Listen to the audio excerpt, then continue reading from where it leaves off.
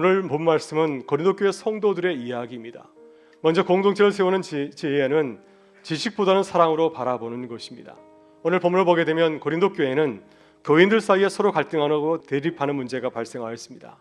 왜 이런 문제가 발생하게 되었을까요? 왜 교회가 시끄러워졌을까요? 그것은 고린도 교인들의 지식 때문에 일어난 일이었습니다.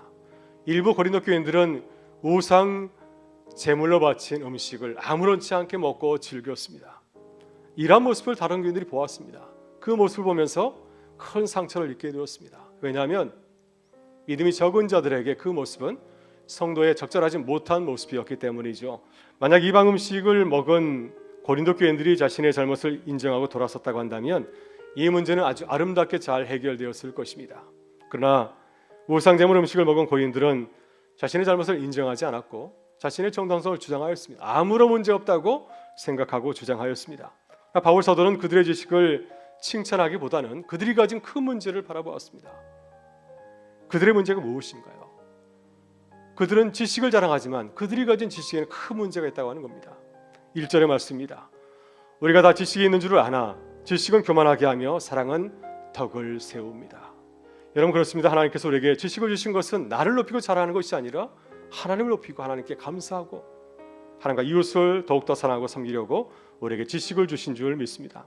다음으로 공동체를 세우는 지혜는 나보다도 공동체를 더 사랑하고 배려하는 것입니다. 오늘 본문을 보면 고린도 교회는 우상 제물로 서로 의견이 충돌하고 다투게 되었습니다. 평화롭던 공동체가 갑자기 이렇게 분란이 일어나게 된 것일까요? 그것은 고린도 교인들이 나보다도 공동체를 먼저 생각하지 못하고 배려하지 못하기 때문입니다. 여러분 그렇습니다. 남을 배려하지 않는 믿음은 다른 사람을 실족하게 할 수 있습니다. 최근 코로나 시대에 교회를 떠나는 가난한 교인들이 늘고 있습니다. 가난한 교인들이 교회를 떠나는 여러 가지 이유가 있겠지만 그 중에 한 가지가 무엇일까요? 남을 배려하지 않는 신앙, 남을 배려하지 않는 교인 때문이라고 합니다. 마지막으로 공동체를 세우는 지혜는 남보다 내가 먼저 양보하고 희생하는 것인 줄 믿습니다. 오늘 본문을 보면 바울 사도는 흔들리는 고린도 교회를 바라보고 있습니다.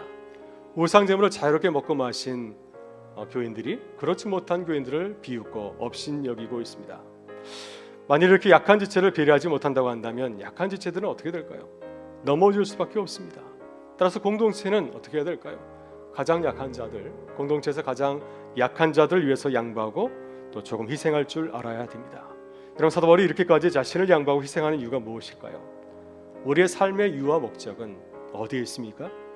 나의 지식이나 믿음을 잘하는 것이 아니기 때문이죠. 우리의 삶의 이유는 무엇인가요? 하나님을 위해서 살아가는 것이고요. 또 나보다 약한 자들을 돕고 섬기는 것, 공동체를 섬기는 것이 주님께서 우리에게 주신 귀한 사명인 줄 믿습니다. 이를 위해서 주님께서 우리 위해서 십자가에서 달리시고 죽으신 줄 믿습니다. 여러분 세월이는 담대하게 거침없이 가르치는 교회로 뜻을 정하였습니다. 어떻게 담대하게 거침없이 살아갈 수 있을까요? 주님의 사랑으로 걸어가는 교회가 되실 수 있기를 바랍니다. 지식보다는 사랑으로 공동체를 세우는 교회가 되기를 간절히 바라고요. 또 사랑으로 또 섬김으로 양보와 희생으로 세우는 우리가 되실 수 있기를 주의 이름으로 축원합니다.